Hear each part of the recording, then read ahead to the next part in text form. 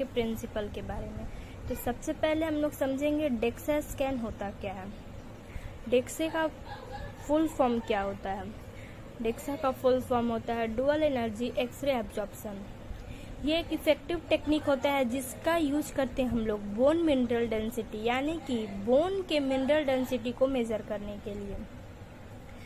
इससे हम लोग बोन के थिकनेस और एक स्पेसिफिक एरिया में कितना कैल्शियम का लेवल है उस चीज़ को हम लोग मेजर करते हैं।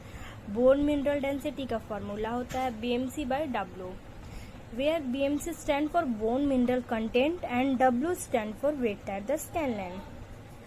अब बात है कि डेक्सा स्कैन मेजर क्या क्या करता है। तो बोन मिनरल डेंसिटी को मेजर करेगा, बॉडी कंपोजिशन को मेजर करता है, और बोन हेल्थ को, यानी कि किसी भी एक स्पेसिफिक एरिया में कितना कैल्शियम का लेवल है उस चीज को भी मेजर करता है डेक्सा स्कैन। स्कैन को मेजर करने का भी बहुत सारे टेक्निक है, जैसे dual energy x ray absorption, peripheral dual energy x ray absorption, dual photon DEXA, quantitative computed tomography और क्वांटिटेटिव अल्ट्रासाउंड।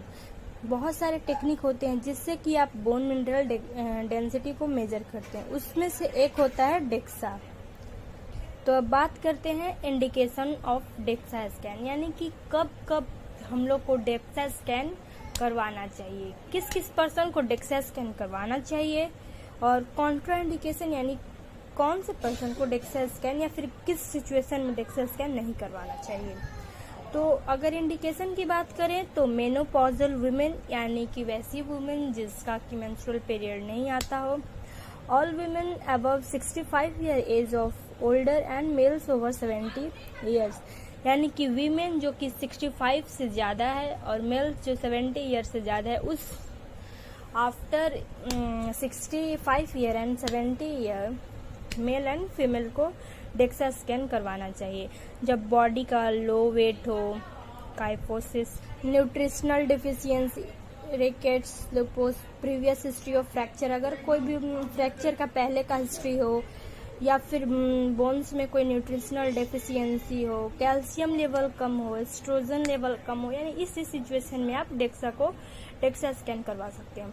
कब नहीं करवा सकते हैं? बायलेटरल हिप रिप्लेसमेंट हो, metal implants in the area, यानी कि वहाँ पे कोई मेटल का इम्प्लांट हो, या फिर प्रेगनेंसी में इस प्रोसीजर को हम लोग अवॉइड करते हैं।